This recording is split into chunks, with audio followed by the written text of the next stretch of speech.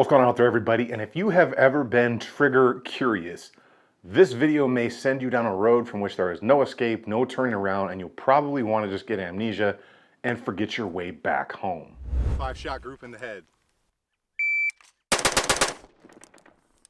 Whew.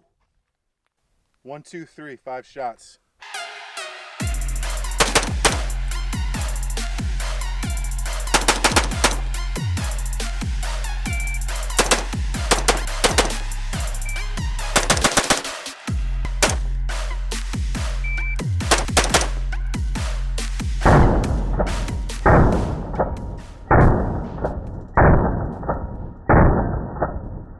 And if you've bought one of those expensive triggers over the years, no matter what brand it was, let me know in the comments down below and let me know what your thoughts on it were. Now this trigger, the EDT, is the Enhanced Duty Trigger. So this is meant to be kind of like a work setup. It could be military, law enforcement, anything like that, private security work.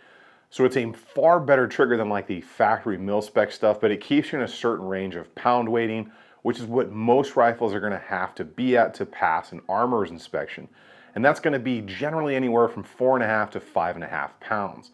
Now this setup comes with a 4.5 pound and a 5.5 pound spring.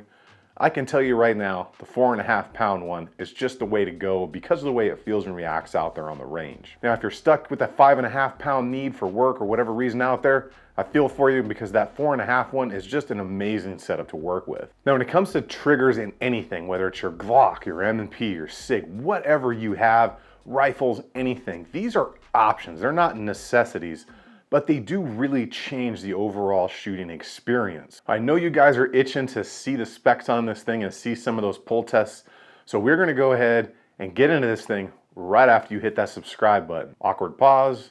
Okay, let's check this thing out. All right, let's jump into this Hiperfire EDT trigger. This is the EDT sharpshooter version, Enhanced Duty Trigger. So let's talk about what we get in here. Okay, this is the red spring. So the green one is the one that's in here. That's the 4.5. This is going to be the 5.5. You're gonna have a slave pin because most of the trigger group is gonna come installed. Then you're gonna have this drive pin. You're gonna push that slave pin out, push through, and be able to set your trigger pins in there as you should. Directions in here are super simple. You guys are not gonna have a single problem installing this thing. They actually do a pretty nice color directions here, pretty dang good of them to do that because some companies don't give you directions at all. But as you can see, this is what you're going to get here with the kit. You're going to get the whole mil-spec style trigger kit, okay? Just with different parts in it to make it feel a little bit more crisp, a little bit clean, and obviously have a better pull weight. So your retaining springs, your slave pin, your drive pin, and then trigger hammer group, all that good stuff is going to be in there. So we'll go ahead and put this to the side for now. All right, so like I said, this is a mil-spec style trigger. So you're gonna see all the basic parts you would in any, general mil-spec trigger right down in here. So the difference is you're gonna see that green spring in there, and that is going to be your 4.5 pound spring in there. Works absolutely like a factory trigger. And you're gonna notice the differences because you're gonna have the H down there on the trigger shoe, and then the P up there on the actual hammer. So I'm gonna go ahead and put my finger right here because generally you don't want to have this thing just slam into itself, and just kind of show you guys how short this bad boy is. So while it's on safe, you have that typical kind of slack take up right there. Now go ahead and rotate that bad boy to the fire position. It's just right there. I mean, it's absolutely crazy. So one more time, there is no creep, just a break. So it goes instantly, and it's light. It feels a lot lighter than it is, and we'll do pull tests here on it. And because just how clean it is. So when I installed this, I put a little bit of lube on all the contact surfaces, went out, fired it, and it just absolutely felt great out there. So talk about that shoe a little bit right there. So it is an widened shoe right there. So it's a little bit fatter kind of across the face of your finger, and for me, I really like that. So on the ARs and stuff, I don't mind the curved trigger. I mean, the flat face stuff is cool, but I really just kind of like that this is just a fatter face on there, and it feels really good on the engagement, with your finger right there. Feels good, and it just feels super clean all the way through that brake. Again, take a look before we do some pull tests. It's just clean. So, grab the pull gauge here. And it's gonna be, let me turn this around so we can see this bad boy working as we do these pull tests here. Get right on the center of that trigger. Okay, so it went a little slow on that, but you can see, as soon as the camera focuses in, you can see just a hair over, just one notch over 4.5 pounds. So I've been getting right at 4 pounds. We'll do 3 pulls. It's a little hard to get this completely pulled linear, so, okay.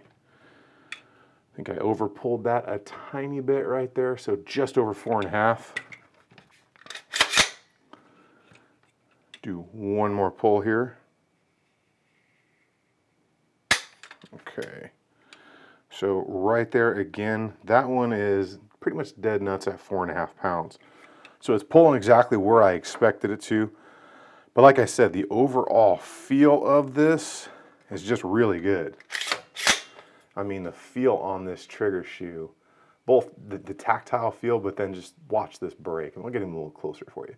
So no roll brake. And it's just super clean.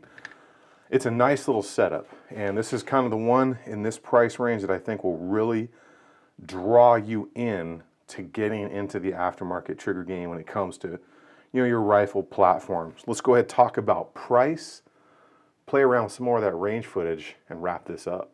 So I really have to say this trigger completely surpassed my expectations. Now, my first experience with Hiperfire triggers was with my buddy's like rigged up competition gun. He had the like Hypertouch Pro Eclipse or something like that. And it was like a $250+ trigger, but it felt absolutely amazing in that setup that he had it in. Now I know for myself, I don't care how amazing that was, I wasn't quite ready to go spend $250.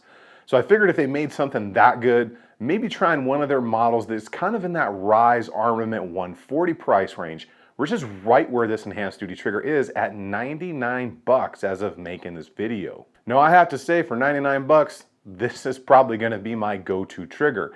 It's not a cool drop-in unit, but I can tell you right now, the overall feel of this feels like a far more expensive trigger. And I've got to test a bunch of these over the years with the friends' guns and stuff like that, but I was just kind of stayed away from them because the benefit per cost ratio really wasn't there for me, because I'm kind of cheap when it comes to stuff like that. Because when you're building anything from, you know, a $500 to a $2,000 rifle, things add up, and triggers is one of those things that I can always just deal with what the thing came with.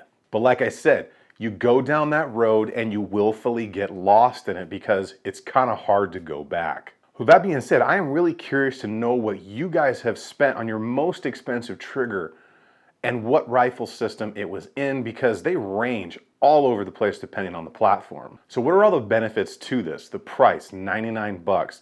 It's light, it's crisp, it has no take up, and it's a very good company name standing behind a product. And I do have to say, even though it's a curved trigger shoe, the kind of the way they've designed it, being a little thicker, it feels quite good. I don't know if it necessarily feels as good as people that always like flat face stuff, but for me, on rifles, I don't know why, but I kind of prefer curved triggers most of the time.